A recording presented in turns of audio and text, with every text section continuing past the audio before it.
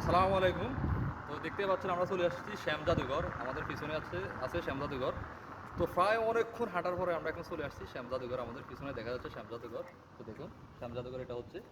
Guys দেখো আমরা কোথায় এসেছি, দেখো মরুভূমি, দেখো আমরা কোথায় চলে এসেছি, দেখো এটা নাকি শ্যাম জাদুঘর, এটা নাকি শ্যাম জাদুঘর। দেখো দেখছো নি কি এটা বলে শ্যাম জাদুঘর।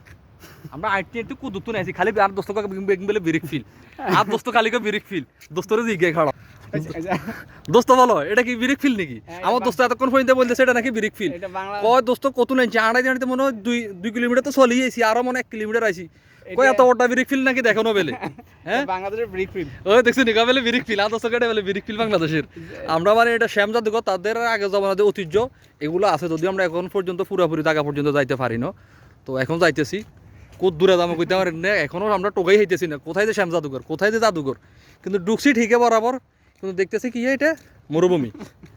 দেখা যাক কেন কি রে মনা কত সুন্দর ওয়াল্লা, এখান থেকে পুরো ভিউটা দেখা যাইতেছে সত্যি। এই চা নেই এদিকে, হোটেল মোটেল দোকান টোকান অভাব নেই, সাগর তো দেখা যাইতেছে। ওয়াও দেখো আমি কোথায় উঠেছি তোমরা দেখো, আমার পিছনে পুরো লোকেশনটা পুরো ভিউটা এখন দেখা যাইতেছে। ও মাই গড।